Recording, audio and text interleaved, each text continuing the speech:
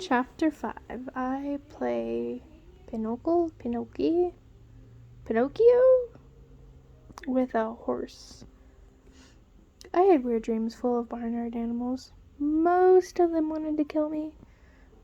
The rest just wanted food.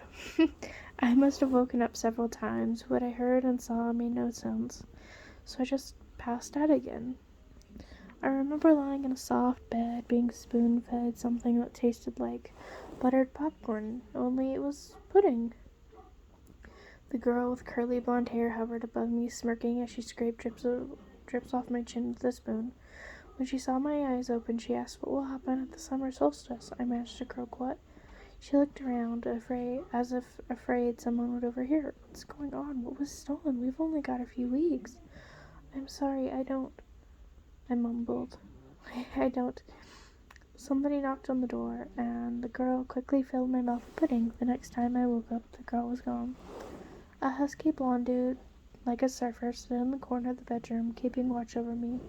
He had blue eyes, at least a dozen of them, on his cheeks, his forehead, the backs of his hands. When I finally came around for good, there was nothing weird about my surroundings, except that they were nicer than I was used to.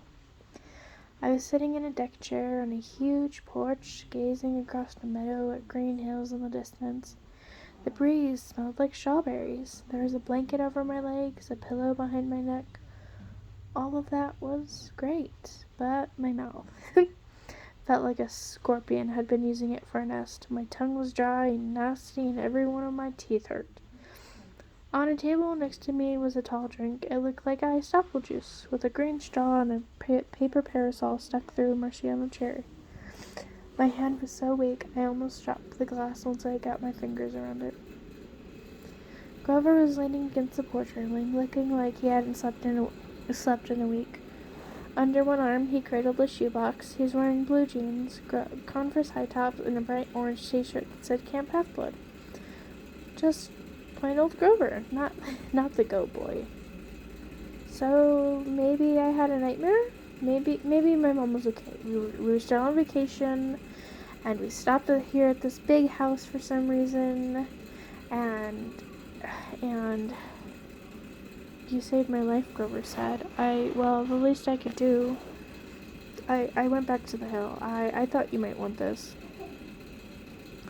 Reverently, he placed the shoebox in my lap. Inside was a black and white bull's horn, the base jagged from being broken off, the tip splattered with dry blood.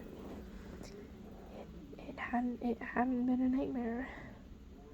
The Minotaur, I said. Percy, it isn't a good idea. That's what they call him in the Greek myths, isn't it? I demanded. The Minotaur, half man, half bull. Grover shifted uncomfortably. You've been out for 2 days. How much do you remember? My mom, is she really? He looked down. Yeah, I stared across the meadow. There were groves of trees, a winding stream, acres of strawberries spread out underneath the blue sky. The valley was surrounded by rolling hills, and the tallest one, directly in front of us, was the one with the huge pine tree on top. Even that looked beautiful in the sunlight. My mother was gone. The whole world should be black and cold. Nothing should look beautiful. I'm sorry, Grover sniffled. I'm a failure. I'm the worst satyr in the world. He moaned, stomping his foot so hard it came off. The Converse high top came off. The inside was filled with styrofoam, except for a hoof-shaped hole. Those stikes, he mumbled. Thunder rolled across the clear sky. As he struggled to get his hoof back on the fake foot, I thought, well, that settles it. Grover was a satyr. I was ready to bet that if I shaved his curly brown hair, I'd find tiny little horns on his head, but I was too miserable to even care that satyrs exist, or even minotaurs. All that meant was my mom really had been squeezed into nothingness, dissolved into yellow light. I was alone, an orphan. I would have to live with Smelly Gabe? No, that would never happen. I would live on the streets first. I would pretend I was 17 and join the army. I'd do something. Grover was still sniffling. The poor kid, poor goat, satyr, whatever, looked as if he were expecting to be hit. I said, it wasn't your fault. Yes, it was. I was supposed to protect you. Did my mother ask you to protect me? No, but that's my job. I'm a keeper. At least I was. But why? I suddenly felt dizzy, my vision swimming. Don't strain yourself, Grover said. Here. He helped me hold my glass and put the straw to my lips. I recoiled at the taste. Because I was expecting apple juice. It wasn't that at all. It was chocolate chip cookies, liquid cookies, and not just any cookies. My mom's homemade blue chocolate chip cookies, buttery and hot with all the chips still melting. Drinking it, my whole body felt warm and good and full of energy. My grief didn't go away, but I felt as if my mom had just brushed her head against my cheek, gave me a cookie the way she used to when I was small, and told me everything was going to be okay. Before I knew it, I drained the glass. I'd stare into it, sure I had a warm drink, but the ice cubes hadn't even melted. Was it good? Grover asked. I nodded. What did it taste like? He sounded so wistful. I felt guilty. Sorry, I said. I should have let you taste it. His eyes got wide. No, that's not what I meant. I just wondered. Chocolate chip cookies, I said. My mom's homemade. He sighed. And how do you feel? Like I could throw Nancy Boba Fit 100 yards. That's good, he said. That's good. I don't think you could risk drinking any more of that stuff. What do you mean? He took the empty glass from me gingerly, as if it were dynamite, and set it back on the table. Come on, Chiron and Mr. D are reading. The porch wrapped around, all the way around the farmhouse. My legs felt wobbly, trying to walk that far. Grover offered to carry the Minotaur horn, but I held on to it. I'd pay for the souvenir the hard way. I wasn't going to let it go. As we came around the opposite end of the house, I caught my breath. We must have been on the North Shore of Long Island, because on this side of the house the valley marched all the way up to the water, which glittered about a mile in the distance. Between here and there I simply couldn't process everything I was seeing. The landscape was dotted with buildings that looked like ancient Greek architecture, an open-air pavilion, an amphitheater, a circular arena, except that they all looked brand new. Their white marble columns sparkling in the sun, and a nearby sandpit, a dozen high school kids and satyrs played volleyball. Canoes glided across the small lake. Kids in bright orange t-shirts like Grover's were chasing each other around a cluster of cabins nestled in the woods. Some shot targets at an archery range. Others rode horses down a wooded trail, and unless I was hallucinating, some of those horses had wings. Down at the end of the porch, two men sat across from each other at a card table. The blonde girl who had spoon-fed me popcorn-flavored pudding was leaning on the porch rail next to him. The man facing me was small but porky. He had a red nose, big watery eyes, and curly hair, so black it was almost purple. He looked like one of those paintings of baby angels. What do you call them? Hubbubs? No, cherubs, that's it. He looked like a cherub who turned middle-aged in a middle park, in a trailer park. He wore a tiger-patterned Hawaiian shirt, and he would have fit right in one of Gabe's poker parties. Except I got the feeling that this guy could have out-gambled even my stepfather.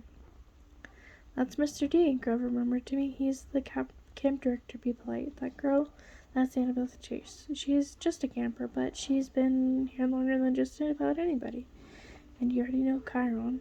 He pointed at the guy whose back was to me. First, I realized he was sitting in a wheelchair. Then I recognized the tweed jacket, the thinning brown hair, and the scraggly beard. Mr. Brunner, I cried.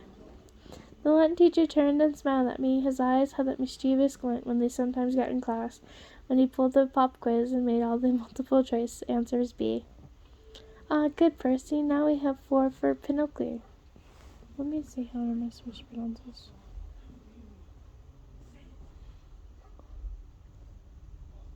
Can I search? Of course. I don't know. Is it going to tell me how to pronounce it?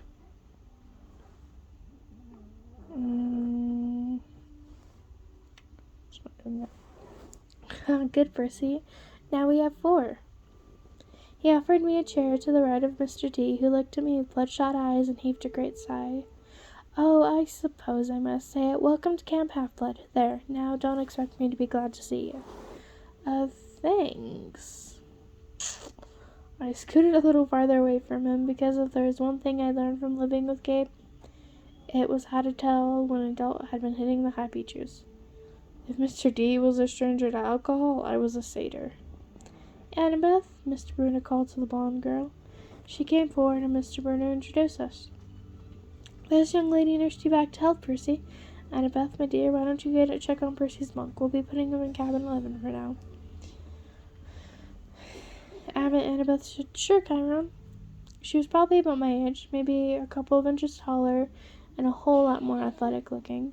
With her deep tan and her curly blonde hair, she was almost exactly what I thought of a stereotypical California girl would look like. Except her eyes ruined the image. They were startlingly gray like storm clouds.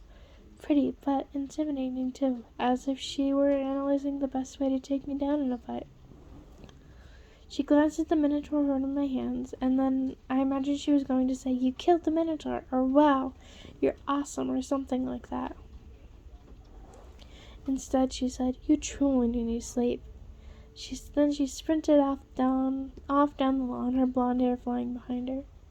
So, I said, anxious to change the subject, you, work here, Mr. Bruner? No, Mr. Bruner, the ex-Mr. Bruner said. I'm afraid that was a synonym. You may call me Chiron. Okay. Totally confused, I looked at the director. And Mr. D, does that stand for something? Mr. D stopped shuffling the cards. He looked at me if I just belched loudly. Young man, names are powerful things. You don't just go around using them for no reason.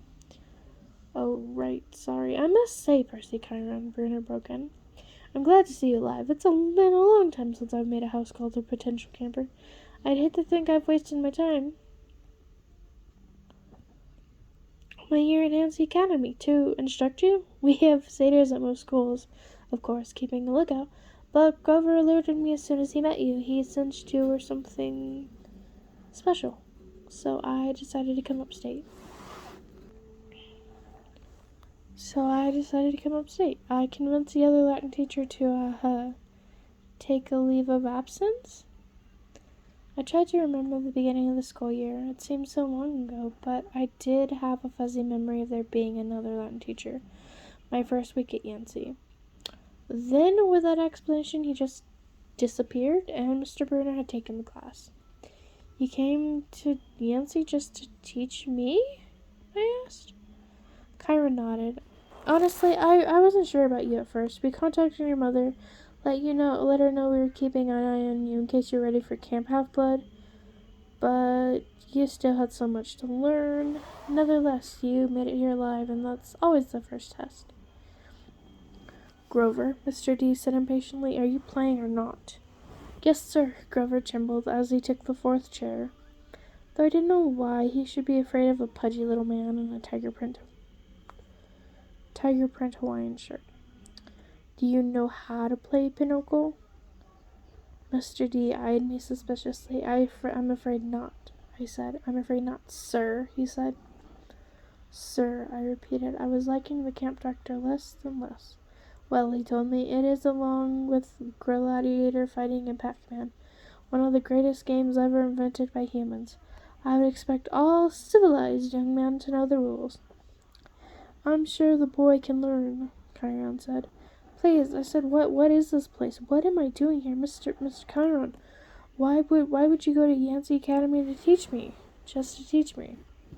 Mr. D snorted. I asked the same question. The camp director dealt the cards.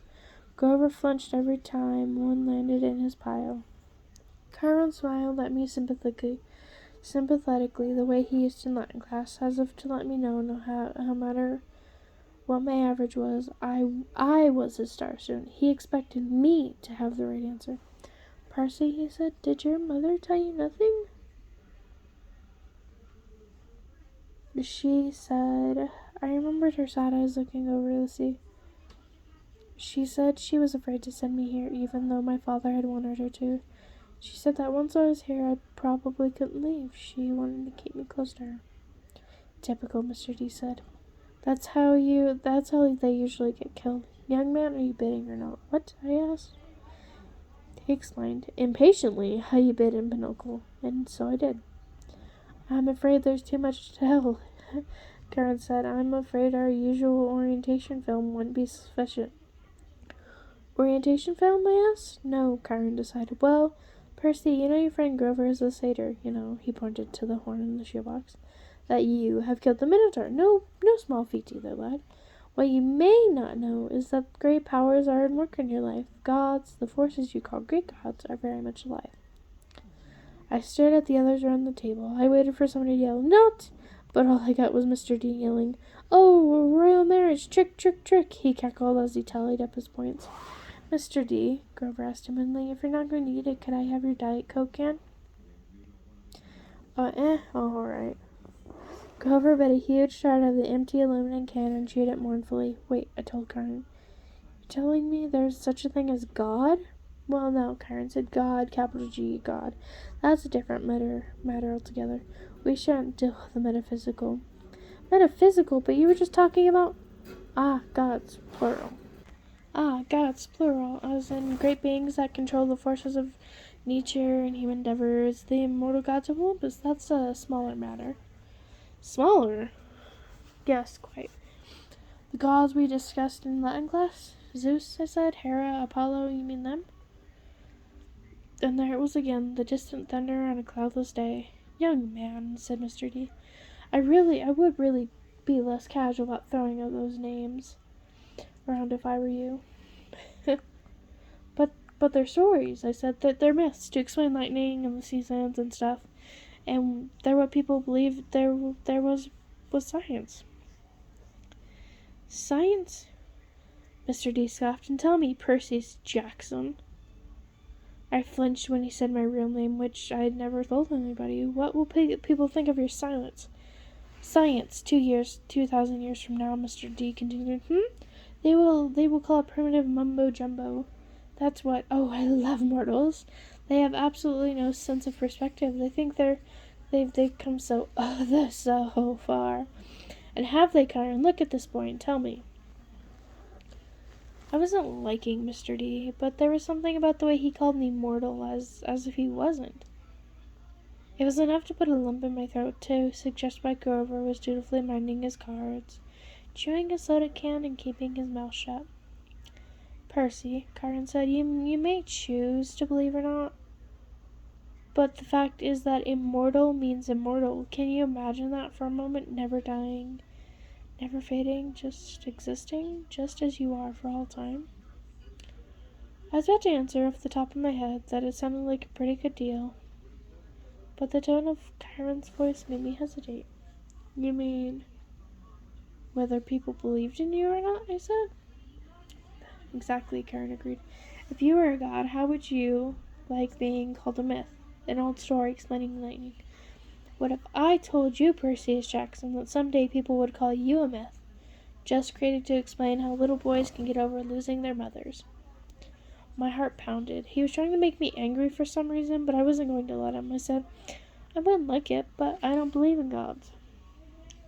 Oh, you'd better, Mr. D, he murmured, before one of them incinerates you.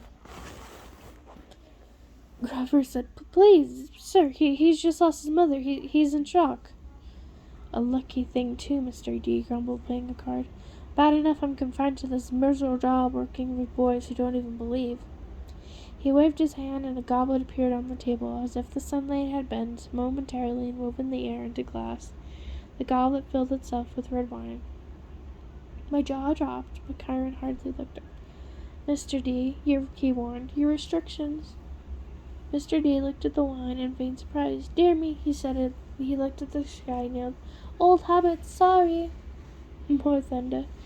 Mr. D waved his hand again, and the wineglass changed into a fresh can of Diet Coke. He sighed and happily popped the top of the soda and went back to his game.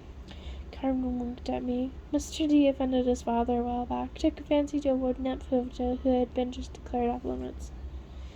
A wood nymph, I said, repeating, still staring at the Diet Coke, like it had just come from outer space. Yes, Mr. D confessed. Father loves to punish me. The first time, prohibition, ghastly, absolutely horrible 10 years. The second time, well, she was really pretty. I couldn't stay away.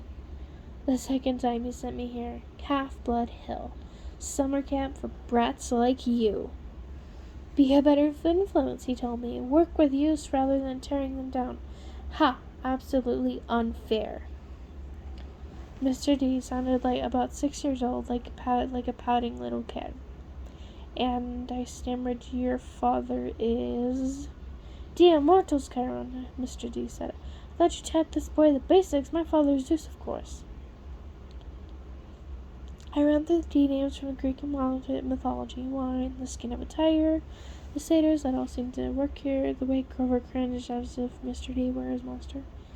You're Dionysus, I said, the god of wine. Mr. D rolled his eyes. What do they say these days? Grover, do the children say, well, duh? Yes, Mr. D. Well, then, duh, Percy Jackson. Did you think I was Aphrodite, perhaps? You're a god. Yes, child, a god. You? He turned to look at me straight on, and I saw a kind of purplish fire in his eyes.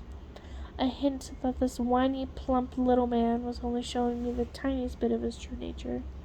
I saw visions of grapevines choking unbelievers to death, drunken warriors insane with battle lust, sailors screaming as their hands turned to flippers, their faces elonged into dolphin snouts. I knew that if I pushed him, Mr. D would show me worse things. He would plant a disease in my brain that would leave me wearing a straitjacket in a rubber room for the rest of my life. Would you like to test me, child? He said quietly. No, sir. The fire died a little. He turned back to his card game. I believe I win. Not quite, Mr. D, Chiron said. He said it straight, tallied the points, and said the game goes to me. I thought Mr. D was going to vaporize Chiron right out of his wheelchair. But he just sighed through his nose as if he were used to being beaten by the Latin teacher. He got up and Grover rose too. I'm tired, Mr. D said. I believe I'll take a nap before the sing-along tonight, but first, Grover, we need to talk again about your less than perfect performance on this assignment. Grover's face beaded with set. Yes, sir. Mr. D turned to me. Cabin 11, Percy Jackson, and mind your manners. He swept into a farmhouse, Grover falling miserably. Will Grover be okay? I asked Chiron. Chiron nodded, though he looked a bit troubled. Oh, old Dionysus isn't really mad. He just hates his job. He's been grounded, I guess you would say. And he can't stand waiting another century before he's allowed to go back to Olympus. Mount Olympus, I said. You're telling me there really is a palace there?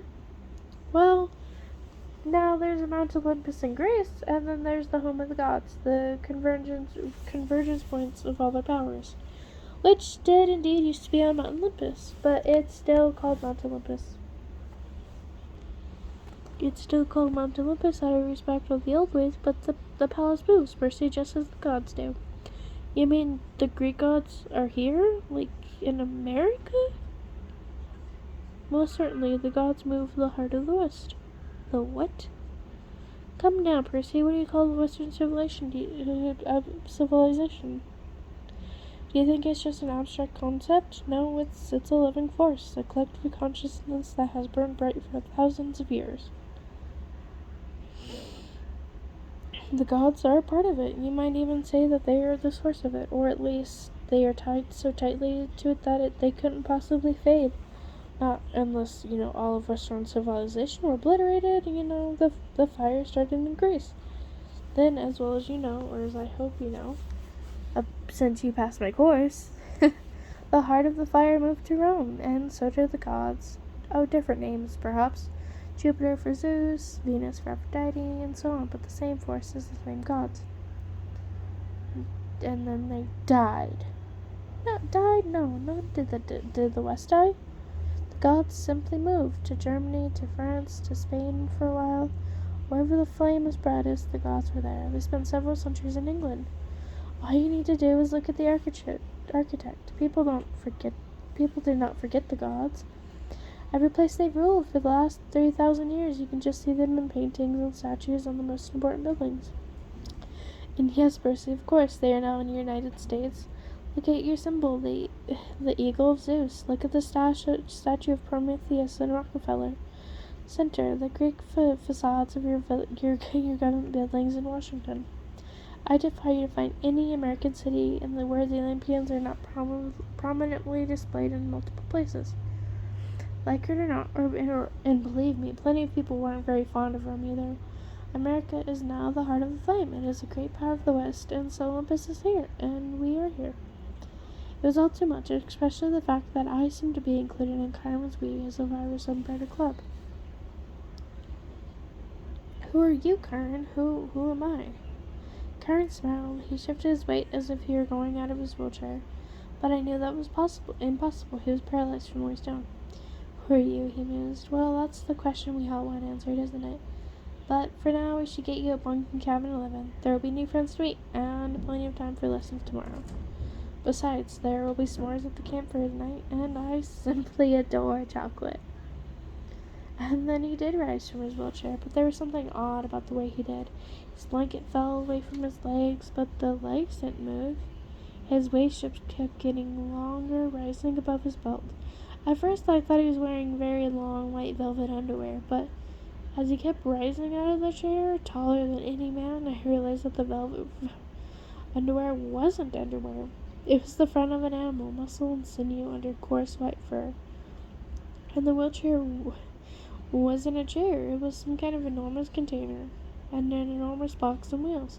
And it must have been magic, because there's no way it would have held all of them. A leg came out, long and knobby-kneed, with a huge polished foot. Then another front leg, then hindquarters, and the box was empty. Nothing but a metal shell with a couple of fake human legs attached. I stared at the horse, who had just sprung up from the wheelchair, a white, huge stallion. But where its neck should be the upper body of my Latin teacher smoothly grafted to the horse's trunk. What a relief, the centaur said. I had been cooped up in there so long my fetlocks had fallen asleep. Now come, Percy Jackson, let's meet the other campers.